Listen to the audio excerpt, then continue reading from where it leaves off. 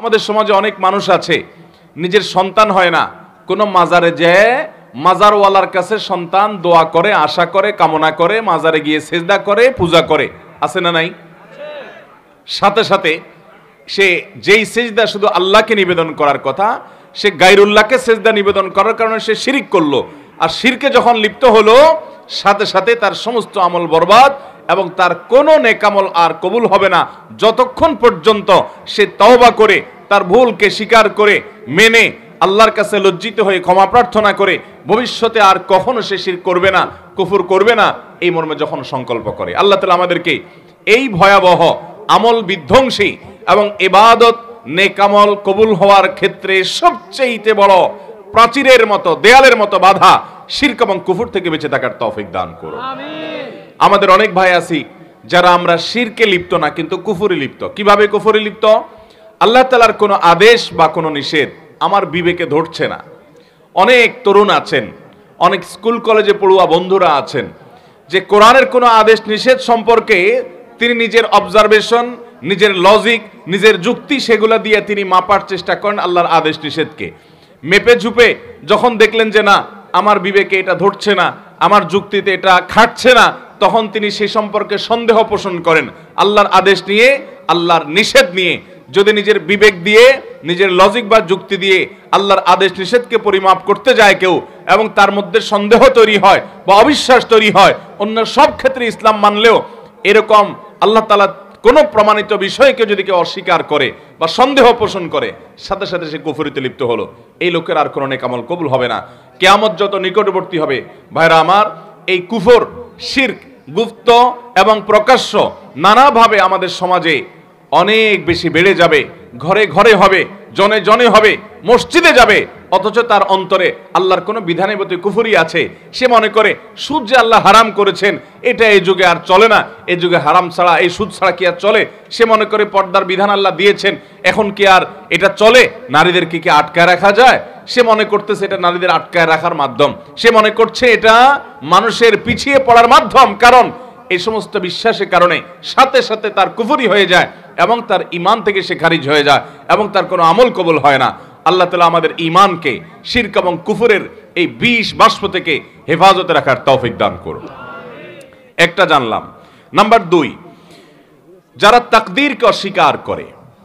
অনেক মানুষ আছে আমাদের সমাজে, দেখবেন আপনি যখন তাকদীরের কথা বলবেন, আপনি যখন ভাগ্যের কথা বলবেন, আপনি যখন আল্লাহর কাজা এবং ফয়সালার কথা বলবেন যে আল্লাহর হুকুম, আল্লাহর ফয়সালা হয়েছে তাই এমনটি হয়েছে, বা আল্লাহর যা ফয়সালা হবে তাই হবে, এরকম কথা যখন বলেন, অনেক মানুষ আছে দেখবেন এমন মন্তব্য করেন যেন তিনি এই তাকদীর এর কাজা ফয়সালা এগুলোকে মানে না। আরে রাখ তোর তাকদীর, আমারটা আমি দেখব, আমার ভাগ্য আমাকে নির্ধারণ করতে হবে।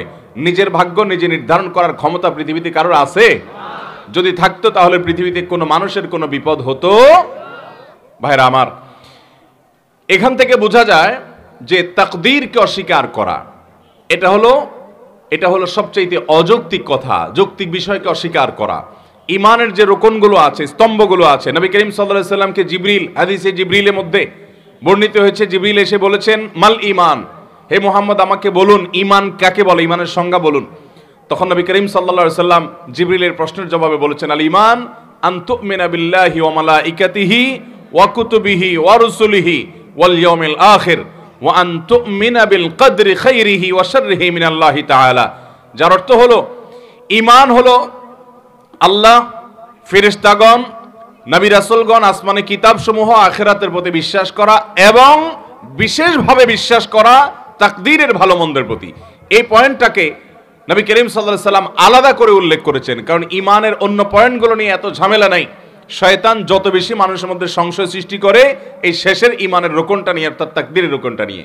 এই জন্য তাকদীর নিয়ে যদি কারোর মধ্যে সন্দেহ হয় অথবা তাকদীরকে যদি কেউ অস্বীকার করে, তো সে ব্যক্তি সম্পর্কে নবী করিম সাল্লাল্লাহু আলাইহি সাল্লাম বলেছেন যে তার কোনো প্রকার আমল, সে নফল আমল করুক, ফরজ আমল করুক, শারীরিক আমল করুক আর আর্থিক ইবাদত করুক, এর কোনোটা কবুল হবে না যদি সে তাকদীরকে কি করে, অস্বীকার করে। অতএব আমরা আল্লাহর তাকদীর এবং ফয়সালাকে বিশ্বাস করি কি করি না?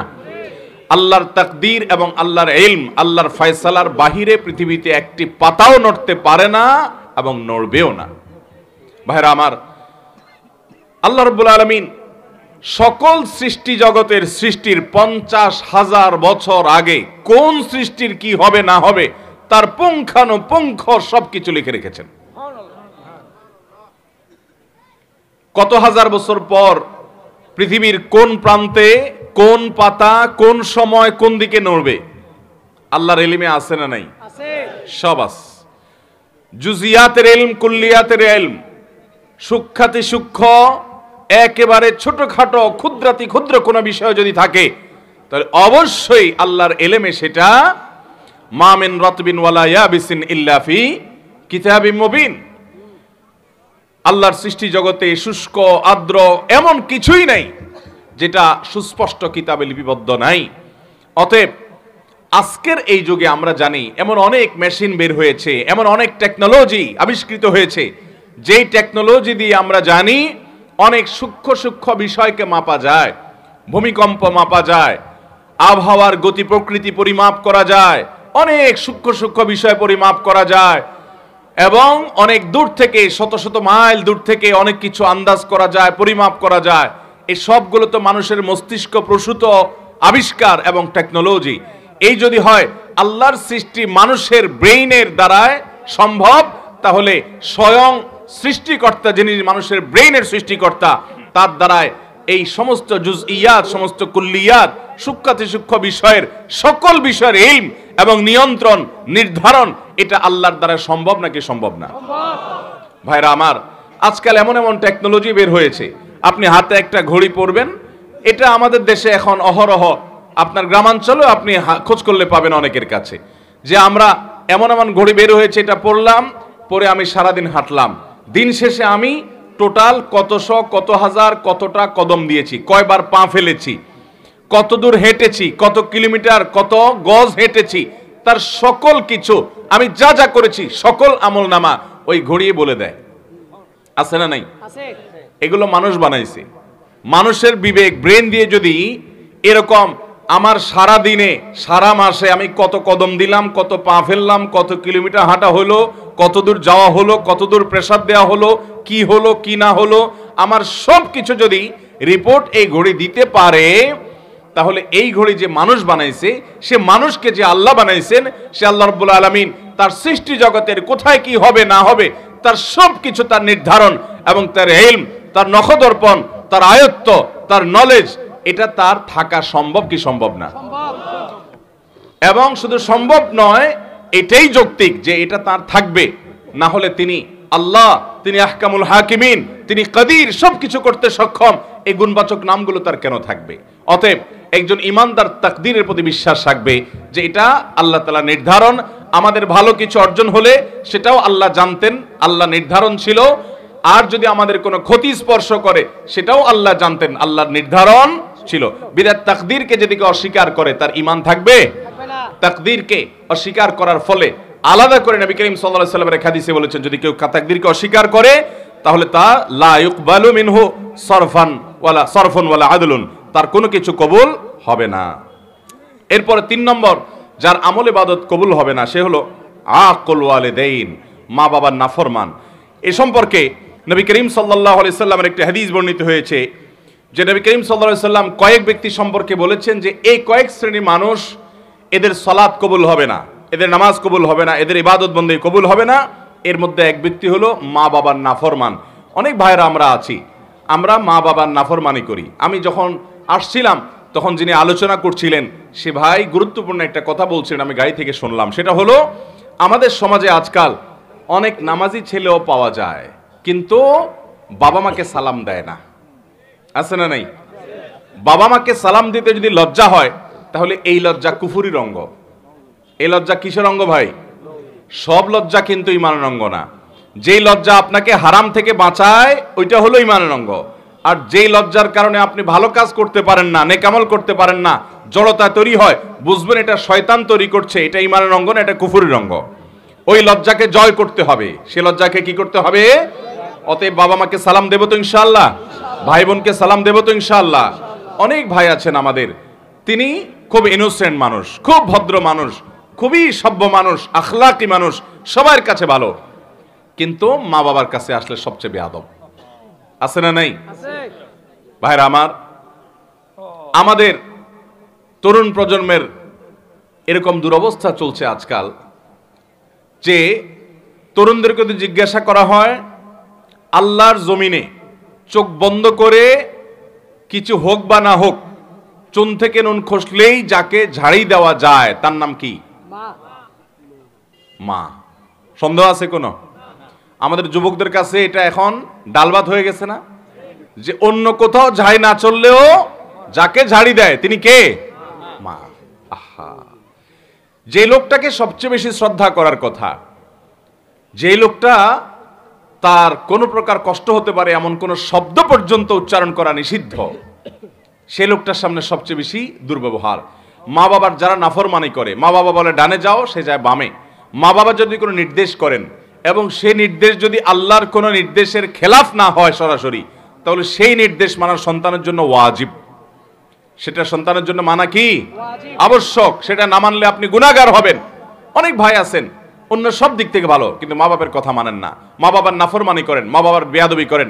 আব্দুল্লাহ ইবনে আব্বাস রাদিয়াল্লাহু তাআলা বলেছেন, তুমি তোমার বাবার সামনে জামা ঝাড়া দিয়েছো, এরকম করে জামা ঝাড়া দিয়েছো, ঝাড়া দিয়ে শুধু ধুলা পরিষ্কার করছো, তুমি বেয়াদবের খাতায় নাম লেখাইছো। কারণ তোমার এটা বাবা মার নাফরমানি, হুকুকুল ওয়ালিদাইনের অন্তর্ভুক্ত। ভাইরা আমার, আমাদের শরীরের চামড়া দিয়ে যদি আমরা বাবা মাকে জুতো বানাই দেই, আল্লাহর কসম তারপরও তাদের ঋণ শোধ হবে না। তাদের ঋণ আপনি শোধ করতে পারবেন না। আপনার বাপ অনেক খারাপ, আপনার মা অনেক খারাপ, আপনার কিছু করে না, তারা আপনার আরেক ভাইয়ের দিকে খেয়াল রাখে, আপনার দিকে খেয়াল রাখে না, আপনার শত বিচার থাকতে পারে, শত অভিযোগ থাকতে পারে, শুধু আপনার দুনিয়া আসার কারণ এবং মাধ্যম যে তারা হয়েছেন, এই ঋণটা সারা জীবন আপনি আদায় করে শেষ করতে পারবেন না। আল্লাহ তাআলা আমাদেরকে মা বাবার আনুগত্যকারী, মা বাবার হুকুম মাননেওয়ালা সন্তান হওয়ার তৌফিক দান করুন। মা বাবার অনুগত সন্তান হব তো ইনশাআল্লাহ। বাবা মার সামনে মাথা থাকবে নিচু, ভাইরা, মাথা উঁচু হবে না। যদি কখনো জোরে কথা হয়ে যায়, দেরি করবেন না, সাথে সাথে পা জড়িয়ে যেভাবে হোক চোখের পানি ফেলে মাপ চেয়ে নেবেন। আপনার সন্তানদের সামনে, আপনার স্ত্রীর সামনে যদি জোরে কথা বলেন, তো আপনার স্ত্রী সন্তানের সামনে আবার মাপ চাবেন, ঠিক আছে তো ইনশাআল্লাহ? তাদের সামনেই আবার মাপ চাবেন।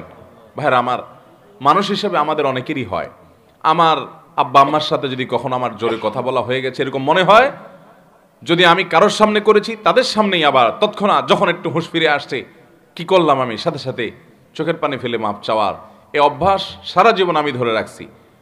যারা বাবা হারিয়েছেন আমার মতো, তারা জানেন যে তাদের মাথার উপর থেকে কত বড় বট গাছ চলে গেছে। পড়ালেখা জানেন না আপনার আব্বা, হয়তো তিনি হয়তো গতানুগতিক শিক্ষায় শিক্ষিতও না, তিনি হয়তো অনেক ডান বামও বুঝেন না, আপনার হয়তো তেমন কোনো উপকারেও আসে না। আপনি এই যুগের ছেলে মেয়ে, আপনার অনেক বুদ্ধিশুদ্ধি, অনেক স্মার্টনেস আছে, ওই বেচারার হয়তো এগুলো কিছুই নেই। এরপরেও সন্তানের জন্য যে দিল থেকে একটা দোয়া আসে, সারা দুনিয়ার সমস্ত হুজুর একসাথে হয়ে দোয়া করলে ওই বাবা মার দোয়ার সমান কোনো দিনই হবে না। কিচ্ছু পড়ালেখা জানার দরকার নাই, মায়ের প্যাচ দিয়া দোয়া করতে জানে সেটাও নাই, সেটারও দরকার নাই। অনেক আয়াত হাদিস জানে, অনেক দোয়া দুরুদ জানে, এরকম কিছুও না। শুধুমাত্র ফেলফেল করে চেয়ে থাকে আর আল্লাহর কাছে সন্তানের কল্যাণ কামনা করে, বাস এটুকুর দাম শত শত হাজার কোটি টাকার অ্যাসেটের চাইতে বেশি। আল্লাহ আমাদের বাবা মাকে কদর করার তৌফিক দান করুন। বাবা মার অবাধ্য এবং নাফরমান সন্তান, তার সালাত আল্লাহর কাছে কবুল হয় না, তার নেকামল, তার নামাজ আল্লাহর কাছে কবুল হয় না। ইমাম নবী করিম সাল্লাল্লাহু আলাইহি ওয়াসাল্লামের হাদিস বর্ণিত হয়েছে। এরপর 4 নম্বর, দান করে যে খোঁটা দেয় তার ওই দানটা কবুল হয় না। অন্যান্য আমল কবুল হয়, কিন্তু দানের আমলটা কবুল হয় না। যে দান করে কি করে? খোঁটা দেয়। আমরা যত মানুষ দান করি, বেশিরভাগ মানুষই দেখবেন বা একটা বড় অংশ দেখবেন আমাদের সমাজে, যারা দান করছে বিশেষ করে মানুষের উপকার করলে, এটা আমরা বিভিন্নভাবে ইনিয়ে বিনিয়ে ইশারা ইঙ্গিতে ঘুরিয়ে ফিরিয়ে বলার চেষ্টা করি। এই রোগটা আমাদের মধ্যে আছে না নাই? আল্লাহ তাআলা কোরআনে কারিমে বলেছেন নেককার মানুষদের পরিচয় কি। সূরা দাহরের ভিতরে আবরার, মুত্তাকি, জান্নাতি মানুষের বৈশিষ্ট্য, তাদের গুণ, তাদের সিফাত উল্লেখ করতে গিয়ে আল্লাহ বলেছেন ওয়ায়ুতআইমুনা আত-তাআমা আলা হুব্বিহি মিসকিনাও ওয়া ইয়াতীমাও ওয়া আসীরা। যে নেককার মানুষ হলেন তারা যারা আল্লাহর মহব্বতে মানুষকে খাদ্য দেয়, মিসকিনকে দেয়, বন্দীকে দেয়, এই মানুষগুলোকে দেয়, এবং বলে তারা লা নুরিদু মিনকুম জাযাআও ওয়ালা শুকুরা ইন্নামা নুতইমুকুম লিওয়াজহিল্লাহ। তোমাদেরকে যা দিয়েছি আল্লাহর কাছে দিয়ে, আল্লাহর জন্য দিয়েছি। তোমাদের কাছ থেকে প্রতিদানও আশা করি না, ফিডব্যাকও আশা করি না, এমনকি থ্যাঙ্কসও আশা করি না। কি আশা করে না? থ্যাঙ্কসও আশা করে না, মানে স্বীকৃতিরও আশা করে না। আমরা অনেককে উপকার করার পর দেখা যায় সে এটা স্বীকারও করে না। সে যে স্বীকার করে না এটা তার দোষ। মাল্লাম ইয়াশকুরিল্লাহ ইসলাম ইয়াশকুরিল্লাহ। সে স্বীকার না করার কারণে সে গুনাহগার হবে, কিন্তু আপনি স্বীকারের আশা করবেন না। তার স্বীকার দিয়ে আমি কি করব? আমার তো সওয়াব পাওয়া দরকার কার কাছে? আল্লাহর কাছে। যদি সওয়াব পাওয়ার দরকার হয় আমি কারোর কাছ থেকে কোনো আশা করব? সে আমাকে চিনেও না এমন একটা ভাব ধরে, কোনো অসুবিধা নেই। তার চেনাচেনিতে কি আসবে যাবে? আমার রব যদি জানেন আমি দিয়েছি এবং তিনি যদি এটা সংরক্ষণ করেন যথেষ্ট, আর কিছু দরকার আছে? এটা হলো দান। এই দানের সওয়াব পাওয়া যাবে। আর দান করে যার দান করছেন তারে আপনি বিভিন্নভাবে খোঁটা দিলেন, খোঁচাখুচি করে দিলেন না, মানুষ সামনে বলে বেড়ালেন, অথবা সে যেন স্বীকৃতি দেয় এটার আশায় বসে থাকলেন, তাহলে আপনার এই আমলের সওয়াব আল্লাহর কাছে পাবেন না। এই দান আল্লাহর কাছে কবুল হবে। আমার দেশে অনেক মানুষ আছে মসজিদ মাদ্রাসায় দান করে, কিন্তু উনি আশা করে ওনার নামটা মাইকে হুজুর জোর করে বলে দেখ। আছে না নাই? যদি তার উদ্দেশ্য থাকে যে আমারটা শুনে আমার আরেক বন্ধু দিবে, আরেকজন দিবে, উৎসাহিত করব অন্যদেরকে, তাহলে ঠিক আছে, সেটা হলে জায়েজ আছে। কারণ আল্লাহ তাআলা কোরআনে কারিমে বলেছেন যে ইন তুখফুস সাদাকাত ফানিআম্মা হিয়া। তার আগের অংশটা কি? ইন তুবদুস সাদাকাতি ফানিআম্মা হিয়া ওয়া ইন তুখফুহা ওয়া তুতুহাল ফুকারা ইলা আখিল আয়া। যদি দান প্রকাশ্যে করো, অর্থাৎ অন্যকে উৎসাহিত করার উদ্দেশ্যে, তাহলে তো অনেক ভালো। আর যদি গোপনে করো যাতে করে তোমার ইখলাসের কোনো ঘাটতি না হয়, তো সেই দানেরও আল্লাহ তাআলা প্রশংসা করেছেন। এটা নিয়তের উপর নির্ভর করবে। আমি যখন ঢাকা এক মসজিদে নামাজ পড়াই 2002-03 সন এরকম সময় হবে, তখন আমার এক মুসল্লি মসজিদের ওই আল্লাহর বান্দা একটা কাগজ লিখে দিয়েছেন আমার কাছে। কাগজে লেখা ছিল যে হুজুর আমি মসজিদে এত টাকা আজকে দিলাম, একটু আমার জন্য দোয়া করতে বলেন মুসল্লিদেরকে। তো আমি নামাজের পরে বলে দিলাম জুমার পরে যে আল্লাহর এক বান্দা তিনি মসজিদে এত টাকা দান করছেন, আপনারা ওনার জন্য দোয়া করেন, আল্লাহ তার দানকে কবুল করেন, তার জন্য খায়রে ফয়সালা করেন, দোয়া করে দিয়েন। তাহলে ভাই যাদের আমল কবুল হয় না সে মানুষগুলোর 4 নম্বর মানুষ বলেছি যারা দান করে মানুষকে খোটা দেয়, তাদের অন্যান্য আমল কবুল হয় কিন্তু দানের আমলটা কবুল হয় না। 5 নম্বর ওই কপাল পোড়া এবং হতভাগা মানুষ যার কোনো আমল ইবাদত কিছুই কবুল হবে না। সে হলো নবী করিম সাল্লাল্লাহু আলাইহি সাল্লামের শহর মদিনায় মুনাওয়ারায় যে হারামে যে ফাসাদ সৃষ্টি করে, ফিতনা সৃষ্টি করে, অশান্তি সৃষ্টি করে, হাঙ্গামা করে, গন্ডগোল ফাসাদ করে। নবী করিম সাল্লাল্লাহু আলাইহি সাল্লামের হাদিস বর্ণিত হয়েছে বিষয়ে সহিহ বুখারীতে। তিনি বলেছেন এই মদিনা মান আহদাসা ফিহি হাদাসান, এখানে যে ব্যক্তি কোনো দুর্ঘটনা ঘটাবে, আও আওয়া মুহদিসান, অথবা এই মদিনায় কোনো দুর্ঘটনাকারীকে যে ব্যক্তি আশ্রয় দান করবে, ফাআলাইহি লাআনাতুল্লাহ ওয়াল মালাইকাতি ওয়ান নাসি আজমাইন, ওই ব্যক্তির উপর আল্লাহর লানত, ফেরেশতাদের লানত, সমস্ত মানুষের লানত বর্ষিত হয়। এবং লা ইকবালু মিনহু ইয়াউমাল কিয়ামাতি সালাতুন ওয়া সরফুন ওয়ালা আদলুন, কিয়ামতের দিন তার কোন আমল আল্লাহর কাছে কবুল হবে। অতএব মদিনা আমরা যখন যাওয়ার তৌফিক হবে, যার যখন যাওয়ার তৌফিক হবে, মদিনা শরীফের আদব লেহাজ বজায় রাখবো যথাসম্ভব। সেখানে যেন কোনো বেয়াদবি না হয়, আমার দ্বারা যেন কোনো অশান্তি, কোনো ব্যত্যয় সৃষ্টি না হয়। আল্লাহ আমাদের সবাইকে সেই তৌফিক দান করুন। তাহলে 5 নম্বর আমরা পেয়ে গেলাম, যে ব্যক্তি মদিনায় মসজিদে নববীতে বা মসজিদে নববী শুধু নয় হারামের যে এরিয়া মদিনাতে, এই এরিয়ার মধ্যে যে ব্যক্তি অশান্তি সৃষ্টি করে, ফাসাদ সৃষ্টি করে, এই ব্যক্তির আমল ইবাদত কিছু কবুল হয় না। নাম্বার 6, 2 ভাই আপন তারা যদি নিজেরা ঝগড়া লিপ্ত হয়, গন্ডগোল ফাসাদ মারামারিতে কাটাকাটিতে লিপ্ত হয়, তো এই 2 জনের ইবাদত কবুল হয় না। নবী করিম সাল্লাল্লাহু আলাইহি সাল্লাম বলেছেন সালাসাতুন লা তুরফাউ সালাতুহুম ফাওকা রুউসিহিম, 3 ব্যক্তি আছে যাদের নামাজ তাদের মাথার উপরে ওঠে না, অর্থাৎ আল্লাহর কাছে পৌঁছে না, কবুল হয় না। কারা? সেই ব্যক্তিগুলো হলো ওই ব্যক্তি, 3 ব্যক্তির কথা নবী সাল্লাল্লাহু আলাইহি সাল্লাম বলেছেন। এর ভিতরে এক ব্যক্তি হলো ওই ব্যক্তি ইখওয়ানে মুতাসারিমান, 2 ভাই যারা নিজেরা গন্ডগোল মারামারিতে লিপ্ত, আপন ভাই মারামারিতে লিপ্ত, অথচ আবার আমল ইবাদতও করে, নামাজ কালামও পড়ে, এরকম আছে না নাই? আছে না নাই বলেন? তো এরকম আমল ইবাদত করে কি লাভ হবে? ভাই মাইকম্যান যায় নাই, করি মাইকেলা ভাই, ওই মাইক নষ্ট হয়েছে, কথা শোনো নাই তোমরা? গেছে, কাজ করতেছে? আচ্ছা আচ্ছা, কাজ করতেছে ভাই, সবর করি, টেকনিক্যাল জিনিস তো নষ্ট হতেই পারে। মাইকম্যান ভাই খুব দ্রুত কাজ করেন আপনি। আপনারা শুনতে পাচ্ছেন না পেছন থেকে? একটু সবর করি, একটু সবর করি, আমি একটু মুখ কাছে নিয়ে বলতেছি, একটু সবর করেন আপনারা। মাইকেলা ভাই কাজ করে যাচ্ছে। তাহলে ভাই, যাদের আমল ইবাদত কবুল হয় না, কয় প্রকারের মানুষের কথা বললাম এই পর্যন্ত? 6 প্রকারের কথা বললাম। আবারও এই 6টাকে আমরা রিভাইজ দিয়ে আসুন। প্রথম হলো যে কুফর এবং শিরকে লিপ্ত, তার কোন প্রকার আমল ইবাদত কবুল। দ্বিতীয় হলো যে তাকদীরকে, ভাগ্যকে অস্বীকার করে, তারও কোনো আমল ইবাদত কবুল। 3 নম্বর হলো মা বাবার অবাধ্য সন্তান, তার আমল কবুল, বিশেষ করে সালাত কবুল হয় না। 4 নম্বর হলো যে ব্যক্তি দান করে খোঁটা দেয়, যাকে দান করছে তাকে আবার খোঁটা দেয় অথবা বলে বেড়ায়, এই ব্যক্তি দান করে যে বলে বেড়ালো এই জন্য, বা খোঁটা বেড়ালো, দিয়ে বেড়ালো, বা এহসান জিতলাইলো, এই জন্য তার ওই দানের আমলটার কোনো সওয়াব সে আল্লাহর কাছে পাবে। 5 নম্বর হলো মসজিদে নববী এবং তাকে ঘিরে যে হারাম আছে, মদিনা মুনাওয়ারা আছে, নবীজি সাল্লাল্লাহু আলাইহি সাল্লামের যে শহর মোবারক আছে, এখানে যারা অশান্তি সৃষ্টি করবে, ফাসাদ সৃষ্টি করবে এবং ব্যত্যয় করবে, এই মানুষগুলোরও আমল ইবাদত কবুল হবে। এই জন্য মদিনায় আমরা যখন যাব খুব আদব লেহাজ বজায় রাখার চেষ্টা করব। নাম্বার 6, 2 আপন ভাই যদি মারামারিতে লিপ্ত হয়, তাদের সালাত তাদের মাথার উপরে উঠে না। নামাজের কথা এখানে শুধু বলা হয়েছে, তাদের নামাজ কবুল হয় না, অন্যগুলো কবুল হতে পারে। 7 নম্বর, ওই একই হাদিস যেটি ইবনে মাজাহ বর্ণিত হয়েছে যে 3 ব্যক্তির নামাজ তাদের মাথার উপর উঠে না, তাদের মধ্যে আরেক ব্যক্তির কথা 7 নম্বরে বর্ণিত হয়েছে। সে হলো সেই ইমাম, যে ইমাম মানুষের ইমামতি করে অথচ মানুষ তার উপরে যুক্তিসঙ্গত কারণে অসন্তুষ্ট। এরকম অনেক ইমাম আছে না নাই? এখানে বড় ইমামতের ইমামও হতে পারে, ছোট ইমামতের ইমামও হতে পারে। বড় ইমামতের ইমাম মানে রাষ্ট্র শাসক, শাসন করে, কোন অঞ্চলের শাসন করে, যে কোনো পর্যায়ের শাসক।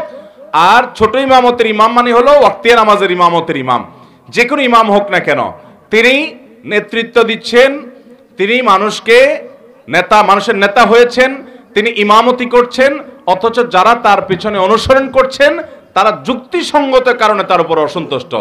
অযৌক্তিক কারণে তো বাংলাদেশের 6 ইমামের উপরেই কম বেশি মুসল্লিরা অসন্তুষ্ট আছে না নাই? হুজুরদের উপরে শতভাগ সন্তুষ্ট এরকম মুসল্লি, এরকম মসজিদ পাওয়া যাবে না। তাছাড়া হুজুররাও মানুষ শতভাগ সন্তুষ্ট হওয়া সম্ভব না, কিন্তু যৌক্তিক কারণে বেশিরভাগ মুসল্লি বা সব মুসল্লিরাই অসন্তুষ্ট, কিন্তু হুজুরের খুঁটির জোর বেশি, গায়ের জোর বেশি, এই জন্য হুজুরের সরানো যায় না। এরকম কিছু হুজুর আছে না নাই? অথচ ওই হুজুর অনেক নাজায়েজ কাজে লিপ্ত, মানুষ ভয় বলতেও পারে না, কারণ হুজুর বড় বড় পাওয়ার আল্লাহদের সাথে হাত রাখে, আছে না নাই? তো এইরকম হুজুর, তাদেরও এই সালাত তাদের মাথার উপরে উঠবে না, আল্লাহর কাছে যাবে না, তাদের নামাজ কবুল হবে না। ইবনে মাজাহ শরীফের হাদিস বলতেছে। তাহলে সেই ইমাম, যে ইমামের উপরে তার অনুসারীরা অসন্তুষ্ট যৌক্তিক কারণে, তার আমল কবুল হবে না। 8 নম্বর হলেন ওই নারী, যেই নারী রাত্রি যাপন করেছেন অথচ তার স্বামী তার উপরে যৌক্তিক কারণে অসন্তুষ্ট। অযৌক্তিক কারণে স্বামী অসন্তুষ্ট হলে ওইটার কারণে স্ত্রীর আমল ইবাদত কবুল হবে না, ব্যাপারটা সেরকম নয়। যদি যৌক্তিক কারণে তার স্বামী তার উপরে অসন্তুষ্ট থাকে এবং তিনি ওই অবস্থায় তেড়ামি করে রাত পার করে দেন, তাহলে এ আল্লাহর বান্দি, তার সালাত তার মাথার উপরে উঠবে না। এটাও ইবনে মাজাহর হাদিসে বর্ণিত আছে। তাহলে 8 নম্বর পেলাম সেই নারী, যে নারী রাত্রি যাপন করেছেন অথচ তার স্বামী তার উপরে যৌক্তিক কারণে অসন্তুষ্ট। এরপর তিরমিজির বর্ণিত হাদিসে আমরা জানি 9 নম্বর শ্রেণী মানুষের কথা, যার আমল ইবাদত কবুল হবে না, বিশেষ করে সালাত কবুল হবে না, সে হলো ওই কৃতদাস, যে কৃতদাস সে কোনো ন্যায্য বা শরীয়গ্রাহ্য কারণ ছাড়া যে তার মালিক থেকে ভেগে গেছে। এই ব্যক্তি সম্পর্কে নবী সাল্লাল্লাহু আলাইহি ওয়াসাল্লাম হাদিসে আসছে যে এই ব্যক্তি ফিরে আসা পর্যন্ত হাত্তা ইয়ারজা, তার সালাত, তার ইবাদত আল্লাহর কাছে কবুল হয় না। তার 9 নম্বর হলো যে ব্যক্তি তার মালিক থেকে যৌক্তিক কারণ ছাড়া ভেগে গেছে, তার আমল ইবাদত, তার সালাত কবুল হয় না।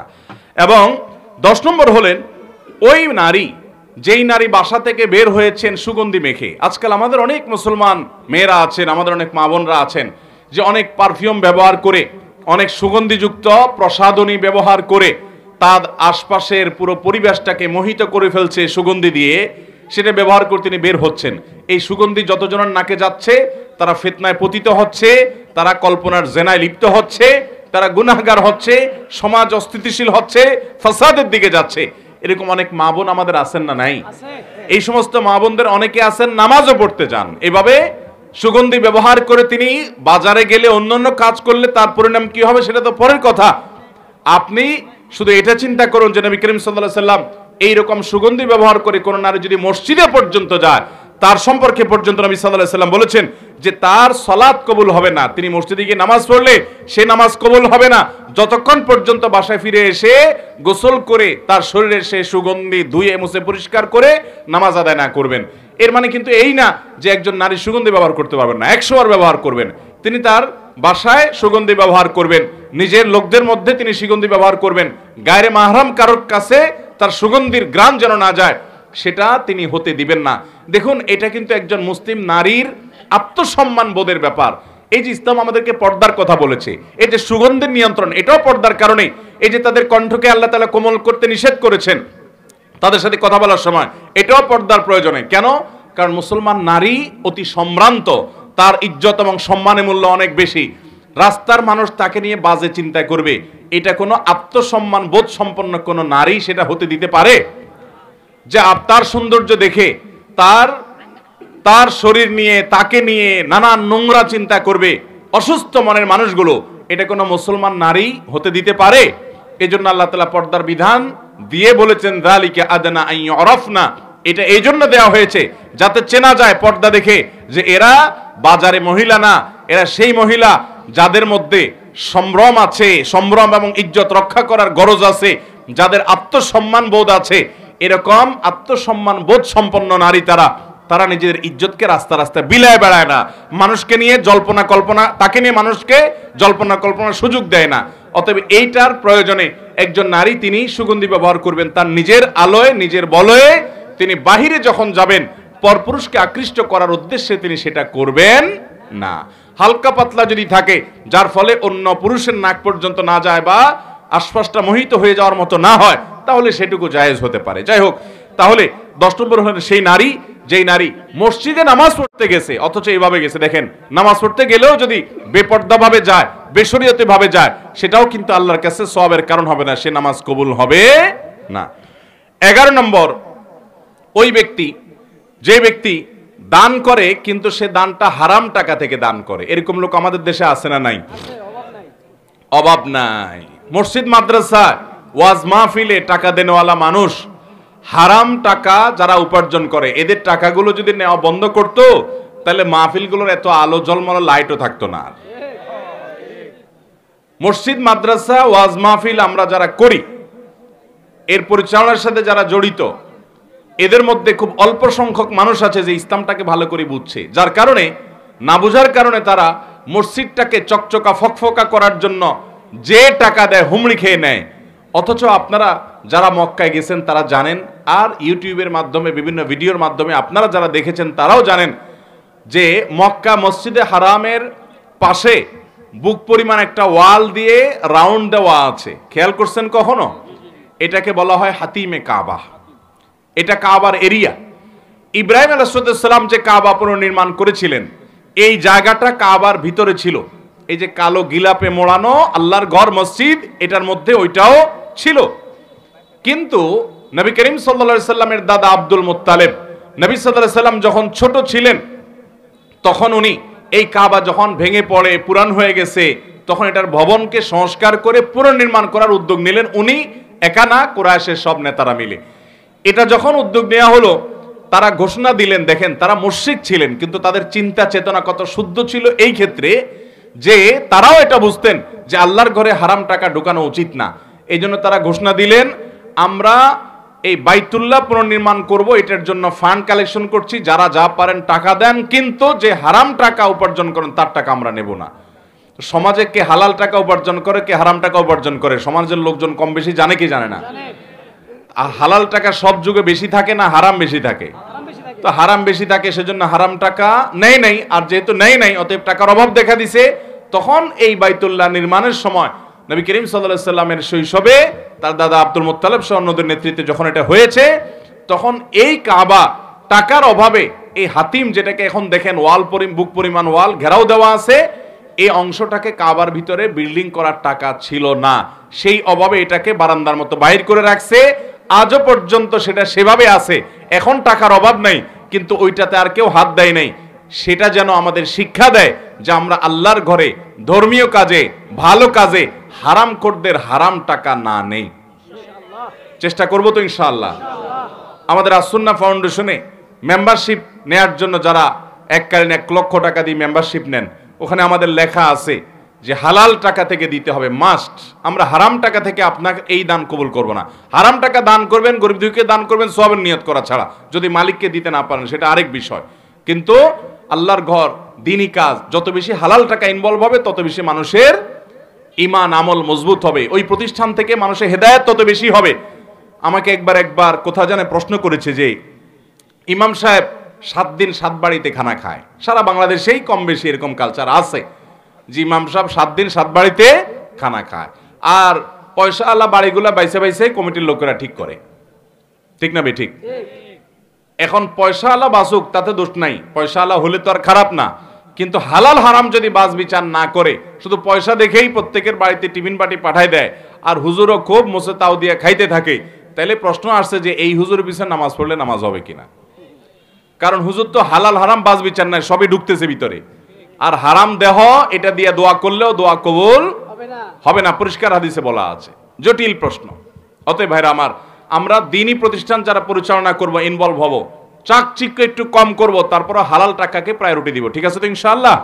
আল্লাহ আমাদেরকে তৌফিক দান করুন। তাহলে যারা হারাম টাকা দান করে তাদের সেই দান আল্লাহ কবুল করবেন, কারণ নবী করিম সাল্লাল্লাহু আলাইহি সাল্লাম বলেছেন ওয়ালা সাদাকাতা মিন গুলুল, আপনি অবৈধ উপার্জন করেছেন সেই টাকা দিয়ে যদি দান করেন সে দান কবুল হবে না।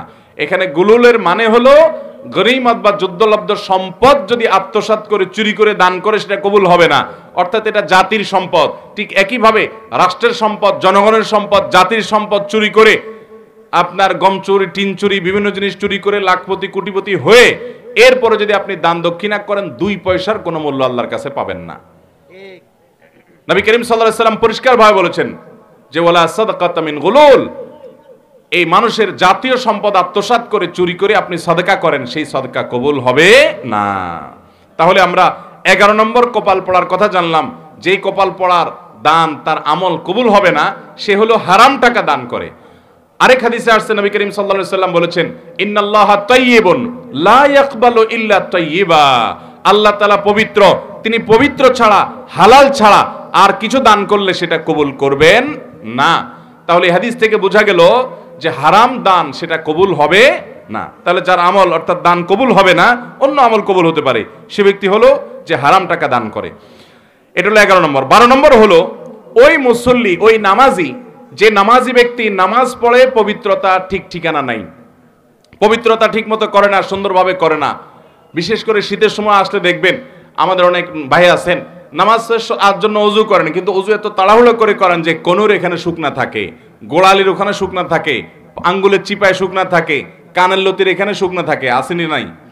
নবী করিম সাল্লাল্লাহু আলাইহি সাল্লাম বলেছেন ওয়াইলুল লিল আকাব মিনান নার, তোমাদের পায়ের গিরা গোড়ালি এগুলোকে জাহান্নামের আগুন থেকে বাঁচাও। তার মানে কি? ভালো করে ডলে ডলে ধুয়ে তারপরে ওযুকে পূর্ণাঙ্গ করো। ওযুর যত নির্দেশ আছে ওলামায়ে কেরাম বলতে পারবেন, ওযু সম্পর্কিত যত নির্দেশ নবী করিম সাল্লাল্লাহু আলাইহি সাল্লামের আছে তার সবগুলোতে একটা শব্দ আছে, সেটা হলো ইসবাগুল ওযু, আসবিগুল ওযু। তার মানে আকমিলুল ওযু, অর্থাৎ ওযুকে পরিপূর্ণভাবে করো, উত্তম রূপে করো, ভালোভাবে করো। ওযু ভালোভাবে করার মানে এই না যে পানি 1 বালতি খরচ করেন, পানি খরচ করবেন কম, কিন্তু কোনো জায়গায় শুকনা থাকতে পারবে না, ভালো করে ডলে দিতে হবে। তো যদি কেউ ওযু অপূর্ণাঙ্গ রাখে, শুকনা রাখে বা ভালো করে পবিত্রতা অর্জন না করে, ওই ব্যক্তি ওই ওযু নিয়ে নামাজ পড়লে সে নামাজ কবুল হবে না। অন্য আমল কবুল হবে কিন্তু তার নামাজ কবুল হবে না, কারণ নবী করিম সাল্লাল্লাহু আলাইহি সাল্লাম বলেছেন যে লা তুকবালু সালাতুন মিন গায়রি তাহুরিন, পবিত্রতা ছাড়া কোনো নামাজ কবুল হবে না। অতএব ফরজ গোসল ঠিকমতো করতে হবে, ওযুটা ঠিকমতো করতে হবে, নাহলে ওই নামাজ কবুল হবে না। তাহলে যার আমল অর্থাৎ নামাজ কবুল হয় না সে হতভাগা মানুষ। তার 12 নম্বর আমরা পাইলাম যে পবিত্রতা অর্জন করা ছাড়া কিংবা অপূর্ণাঙ্গ পবিত্রতা নিয়ে নামাজ পড়ে, তার নামাজ কবুল হবে না। 13 নম্বর এবং সর্বশেষ হলো যেই নারী নামাজ পড়ে, প্রাপ্তবয়স্কা নারী, অথচ তার মাথায় ওড়না নাই, যেভাবে ওড়না দেওয়া দরকার, অর্থাৎ নামাজের জন্য যতটুকু সতর ঢাকা দরকার ততটুকু যদি ঢাকা না থাকে তাহলে তারও কি হবে না, ওই নামাজ কবুল হবে না। তিরমিজি হাদিসে আসছে নবী করিম সাল্লাল্লাহু আলাইহি সাল্লাম বলেছেন লা তুকবালু সালাতু হাইদিন ইল্লা বিল খিমার, একজন প্রাপ্তবয়স্কা নারী তিনি খেমার অর্থাৎ ওড়না ছাড়া অর্থাৎ সতর পরিপূর্ণভাবে ঢাকা ছাড়া নামাজ পড়লে নামাজ হবে না। আমাদের বাংলাদেশে গ্রামে শহরে এখনো হাজার হাজার মা বোন আছেন, নামাজ হয় না, নামাজ হয় না।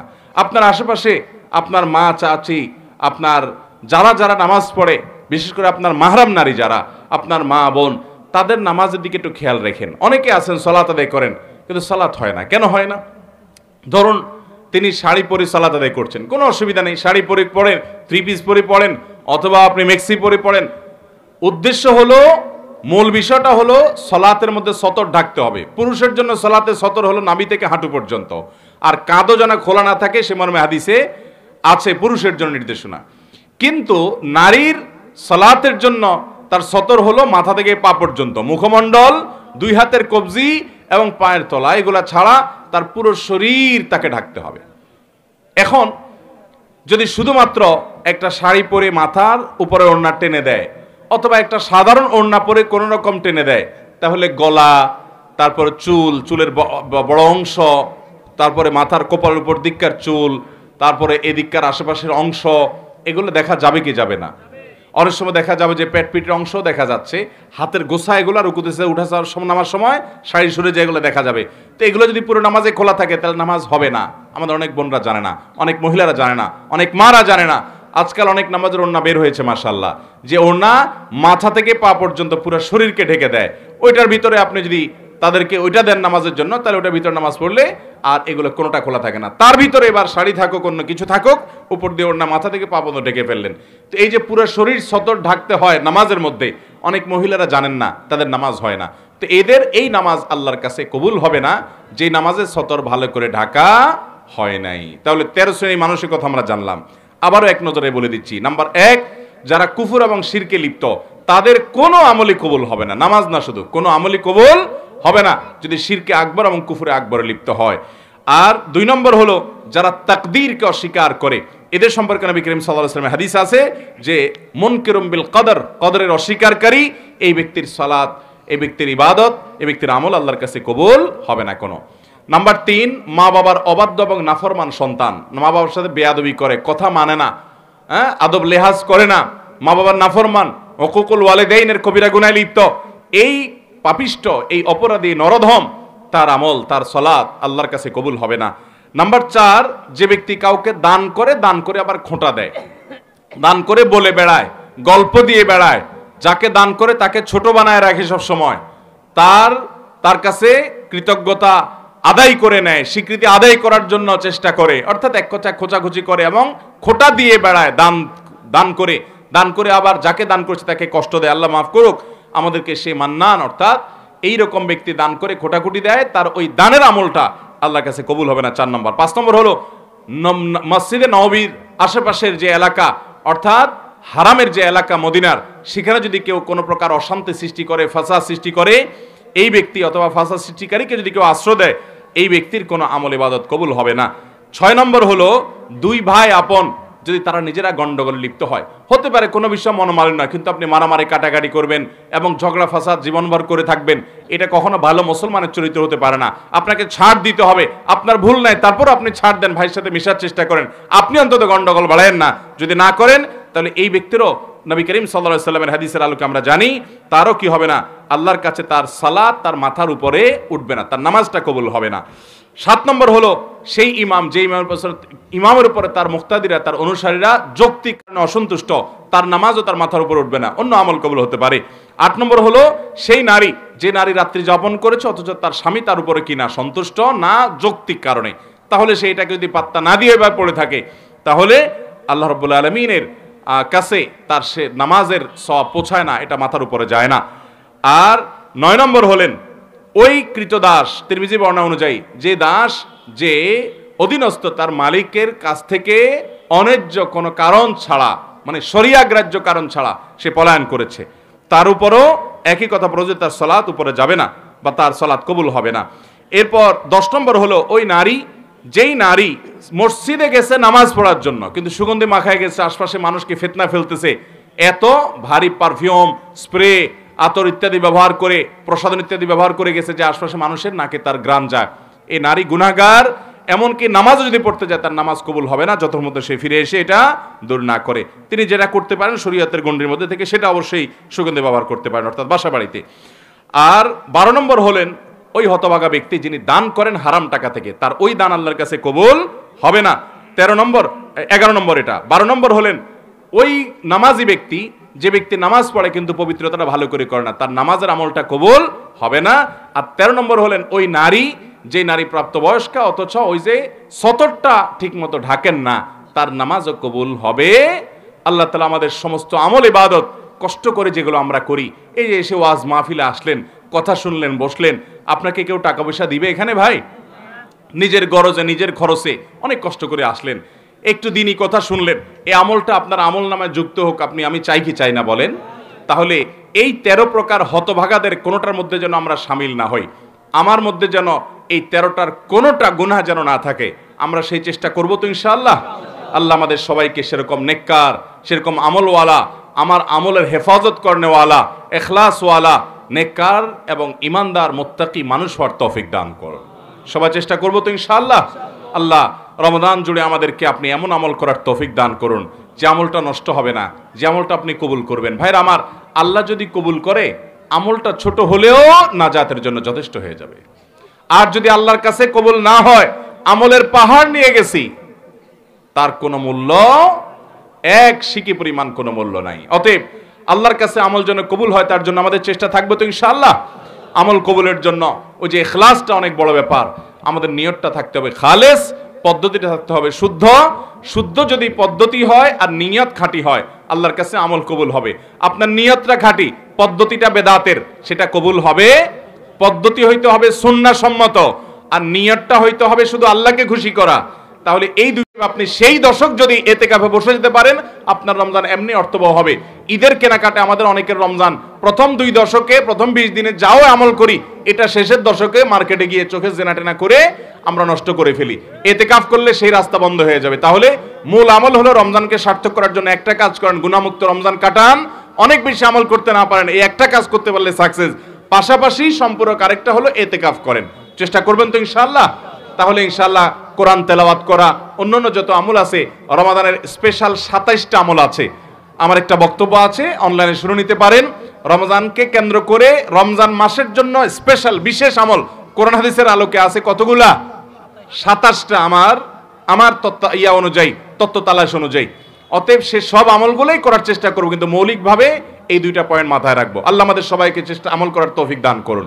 সবাই চেষ্টা করবো তো ইনশাআল্লাহ। মহিলারা পায়ে নূপুর পরা জায়েজ আছে কিনা? মহিলারা পায়ে নূপুর পরে যদি বাসা বাড়িতে থাকেন কোনো অসুবিধা নাই। বাহিরে যদি যান, পরপুরুষের দৃষ্টি আকর্ষণ করেন নূপুরের আওয়াজ দিয়ে বিভিন্নভাবে, তাহলে সেটা বেপরদেগির কারণে গুনাহ হবে। এমনি সাধারণভাবে বাসা বাড়িতে পর্দার সাথে তারা যদি পড়েন, স্বামী আছে তার সামনে পড়লেন, বাসা বাড়িতে মাহরামদের সামনে পড়লেন, তাতে কি হবে না? গুনাহ হবে না।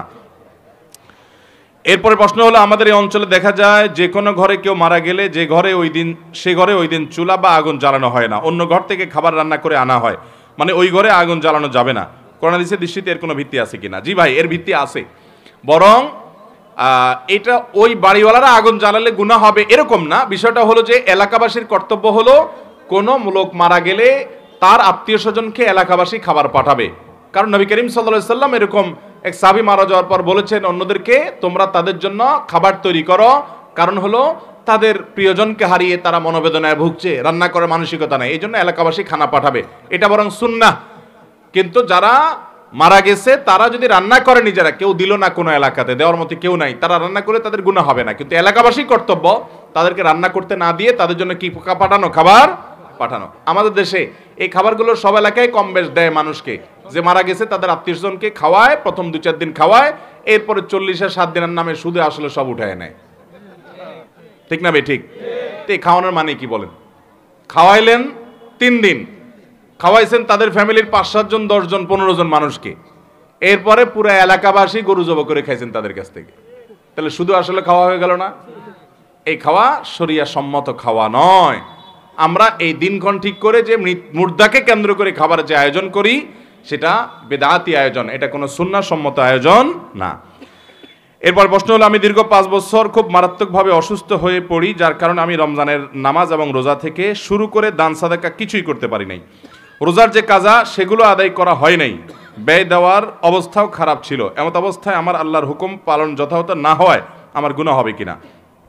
আমি এখনও অসুস্থ, আমার জন্য ইবাদত পালনের সহজতর কিছু পদ্ধতি বলে দিন, খুশি হব, আপনার সুস্থ কামনা করি। ভাইরা আমার, যে ব্যক্তি সুস্থ অবস্থায় কোনো আমল করে, ওই আল্লাহর বান্দা যদি অসুস্থ হওয়ার কারণে সে আমলটা করতে না পারে, নবী করিম সাল্লাল্লাহু আলাইহি সাল্লাম বলেছেন ওই ব্যক্তিকে পেনশন দেয়া হবে, অর্থাৎ সুস্থ অবস্থায় যা যা আমল করত অসুস্থতার কারণে সে করতে পারছে না, এখন আল্লাহ তাআলা তাকে সুস্থ অবস্থায় করা আমলগুলোর সব সমপরিমাণ তাকে দান করে দিবেন বিনা কষ্টে। আল্লাহ তাআলা আহকামুল হাকিমিন, কারণ আল্লাহ জানেন বান্দা জীবিত সুস্থ থাকতে করছে, এখন অসুস্থ হতে পারে না, এজন্য আল্লাহ তাকে পুরোটা সওয়াব দিয়ে দেন। এজন্য আপনি আল্লাহর প্রতি সুধারণা করবেন, আল্লাহ আপনাকে মাহরুম করবেন না, গুনাহগার তো হওয়ার প্রশ্নই নেই। তবে ফরজ রোজা যেগুলো আপনার কাজা হয়েছে সেগুলোতে আপনি কখনো সুস্থ হন রোজা রেখে দিবেন, আর সুস্থ হওয়ার সম্ভাবনা আল্লাহ না করুক না থাকলে ফিদিয়া আদায় করে মিসকিনদেরকে খাদ্য দিবেন। এখন সমর্থনে যখন হয় তখন দিবেন, পরবর্তী দিবেন, যেভাবে দিলে আদায় হয় সেভাবে নিয়ত করে করবেন, কিন্তু আপনাকে করার চেষ্টা করতে হবে। আর অন্য আমল করতে পারেন নাই, কোনো গুনাহ হবে না, যেহেতু আপনি অসুস্থ। আল্লাহ তাআলা বলেছেন ও আলাল্লাযীনা ইউতিকুনাহু ফিদিয়াতু তাআম মিসকিন, যারা সিয়াম রাখতে পারে না তারা মিসকিনকে খাদ্য দিবে। অন্য আয়াতে আল্লাহ বলেছেন ফামান কানা মিনকুম মারিদান আও আলা সাফারিন ফাইদ্দাতুম মিন আইয়ামিন উখর, যারা অসুস্থ বা সফরে থাকে ওই সময় রোজা না রেখে তারা অন্য সময় রোজা রাখলেও আদায় হয়ে যাবে। জামাতে নামাজ পড়তে দাঁড়ানোর পর দেখি সামনে টিকটিকির বিষ্ঠা পড়ে আছে, তাহলে নামাজ হবে কিনা? টিকটিকির বিষ্ঠা তো নাপাক, দয়া করে বুঝিয়ে বলবেন। এরকম কোনো নাপাক যদি হালকা পাতলা পড়ে তাহলে ওই জায়গাটাকে অ্যাভয়েড করে সেজদা দিবেন। চাইলে হালকা একটু সরেও যেতে পারেন, চাইলে আমলে কাসির না হয় সেভাবে করে সরে অথবা এটাকে সরাই দিতে পারেন, অথবা এটাকে অ্যাভয়েড করে সেজদা দিতে পারেন, আপনার নামাজ হয়ে যাবে। নামাজ হবে না ব্যাপারটা এরকম না। আমরা জানি লম্বা জামা পরে নামাজ পড়লে নামাজ পরিপূর্ণ হয় এবং সব বেশি হয়, কিন্তু আমরা তো স্কুল কলেজে পড়ি, আমাদের গায়ে সবসময় লম্বা জামা থাকে না, তাই বলে আমাদের নামাজ কি অপূর্ণ থাকবে, সব কম হবে? আপনাকে কে বলেছে লম্বা জামা পরে নামাজ পড়লে সব বেশি হবে? এরকম কোনো কথা তো কোনো আলেম বলেন নাই কোনোদিন, কোরআন হাদিসে কোথাও এরকম কথা বলা হয় নাই। একজনে ফাড়া পাঞ্জাবি পরে নামাজ পড়ছে, আরেকজন গোল পাঞ্জাবি পরে নামাজ পড়ছে, গোল পাঞ্জাবি বলে সব বেশি হবে, এমন কোনো কথা আছে? এমনকি সাধারণ যে পোশাক আছে, সাধারণ পোশাক আছে যেটা কোনো ইহুদি খ্রিস্টানদের মার্কা বহনকারী পোশাক না, সাধারণ পোশাক, ধরুন আপনি শার্ট পরেছেন, প্যান্ট ঢিলাঢালা আছে, যেটা নামে প্যান্ট কিন্তু ঢিলাঢালা আছে, শরিয়া পোশাকের যে নীতিমালা বলেছে তার খেলাফ না, সোজা কথা। এরকম পোশাক যদি পরে নামাজ পড়েন, এমনও হতে পারে অনেক পাঞ্জাবিওয়ালার নামাজের চাইতে আপনার নামাজ বেটার হতে পারে যদি আপনার নামাজে খুশু খুশু পাঞ্জাবিওয়ালার চাইতে বেশি থাকে। তাহলে নামাজের কোয়ালিটি সব নির্ভর করে তার কোয়ালিটির উপরে, ওই জামার উপরে, নামাজের সব নির্ভর, হ্যাঁ জামার উপর নির্ভর করে। জামা যদি একেবারে বেহুদা মার্কা জামা পড়েন তাহলে তো আল্লাহর আয়াতের খেলাফ হবে। আল্লাহ বলেছেন ইয়া বানি আদম খুযু যিনাতাকুম ইনদা কুল্লি মসজিদ, অর্থাৎ ইনদা কুল্লি সালাহ, প্রত্যেক নামাজে। তো এটা পরে কি আপনি শ্বশুরবাড়িতে যাবেন না, গুরুত্বপূর্ণ কোনো মিটিং সিটিং এ যাবেন? তা আল্লাহর ঘরে কিভাবে যাচ্ছেন? এমন পোশাক পরে যাবেন যেটা পরে আপনি গুরুত্বপূর্ণ জায়গাগুলোতে যান, অর্থাৎ নামাজের পরে অবহেলা এটা আপনার পোশাক দ্বারা যেন প্রমাণ না হয়। অনেকে বাসা বাড়িতে নামাজ পড়লে গেঞ্জি পরে শুরু করে দেয়, গামছা পরে শুরু করে দেয়, এটা নামাজের আদবের খেলাফ।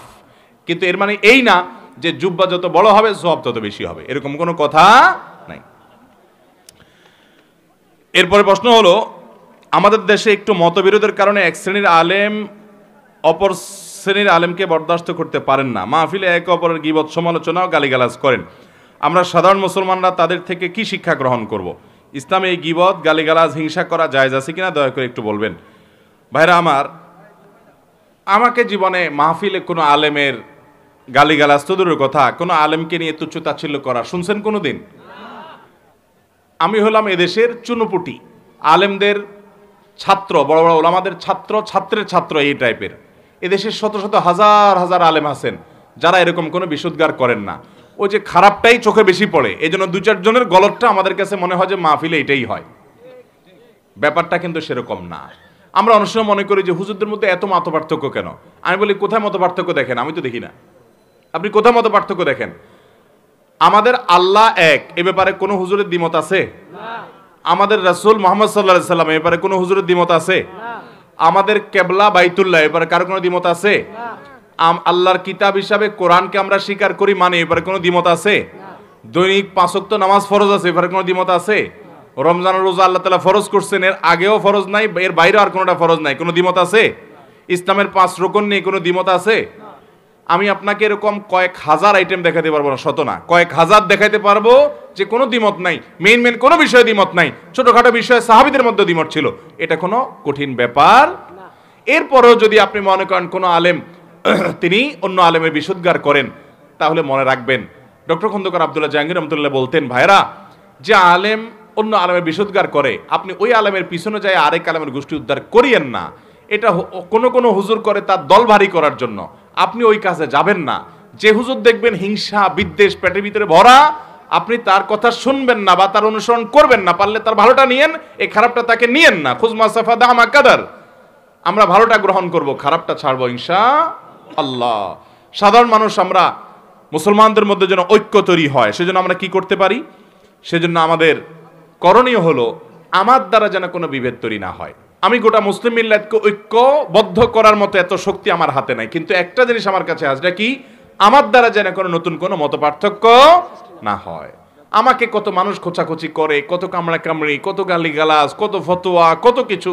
আলহামদুলিল্লাহ এখনো পর্যন্ত আল্লাহ আমাকে নিরাপদ রাখছে। আমি আল্লাহর কাছে দোয়া করি, আল্লাহ আমার মৃত্যু পর্যন্ত আমি যেন কোনো আলেমের এগুলোর জবাব দিতে গিয়ে আমি যেন কোনো সীমা লঙ্ঘন না করি। আল্লাহ আমাদের সবাইকে যার যার জায়গা থেকে মুসলিম মিল্লাতকে ঐক্যবদ্ধ করার জন্য প্রচেষ্টা অব্যাহত রাখার তৌফিক দান করুন। আজ গোটা পৃথিবীতে সকল কুফরি শক্তি ঐক্যবদ্ধ হয়ে গেছে। আমাদের বাংলাদেশে বলেন ইসলাম বিরোধী সকল শক্তি রোশনের কুয়ার গোড়া, সব গোলার এক জায়গায়, তারা সব ঐক্যবদ্ধ, আল কুফরু মিল্লাতুন ওয়াহিদা। কিন্তু আমরা বহু ভাগে বিভক্ত হয়ে আছি। এবং একজন লোক বেদাতে লিপ্ত, সেও আমার ভাই, ঠিক না ঠিক? আমার আপন মায়ের পেটের ভাই যদি মদ খেয়ে রাস্তার উপরে পড়ে থাকে, আমার কষ্ট হবে, দুঃখ লাগবে, তাই বলে আমি তাকে শত্রু বানাবো না। আমি চাইবো তাকে শুদ্ধ করতে, সংশোধন করতে, না পারলে আমার খারাপ লাগবে। ঠিক একইভাবে একজন বেদাতে লিপ্ত, সেও আমার ভাই, একজন গুনাহে লিপ্ত, সে আমার শত্রু না। আল্লাহ আমাদেরকে ঐক্যবদ্ধ থাকার তৌফিক দান করুন, অন্তরগুলোকে বড় করার তৌফিক দান করুন। জাযাকুমুল্লাহ খাইর। ভাই আর দেরি না করি, আমরা 9:08 বেজে গেছে, আমি 9টা পর্যন্ত কথা বলার কথা ছিল, 8 মিনিট বেশি হয়ে গেছে। আপনাদের যে প্রশ্নগুলোর আমি উত্তর দিতে পারলাম না, এই প্রশ্নগুলো আমি নিয়ে যাচ্ছি। এই বছরে মাহফিল সম্ভবত, আর আমার কালকে দেশে বাইরে সফর, আর 20 তারিখে মাহফিল আছে বোধহয় একটা বগুড়াতে আব্দুল্লাহ সাইফুল্লাহর বাড়িতে, তার আগে একটা মাহফিল আছে বোধহয় লক্ষ্মীপুরিয়াতে 18 তারিখে, এছাড়া আর আপাতত কোনো মাহফিল নাই। ওই মাহফিলগুলোতে আপনাদের প্রশ্নগুলোকে অগ্রাধিকারের ভিত্তিতে আমরা উত্তর দিব। যদি সেখানে না পান, শুক্রবারে আমাদের পেজে প্রতি জুমাবারে লাইভে নজর রাখবেন। আপনাদের প্রশ্নগুলো আমি নিয়ে যাচ্ছি, আমি ইনশাআল্লাহ সর্বোচ্চ উত্তর দেওয়ার চেষ্টা করব। আল্লাহ সবাই আমাদেরকে আমল করার তৌফিক দান করুন।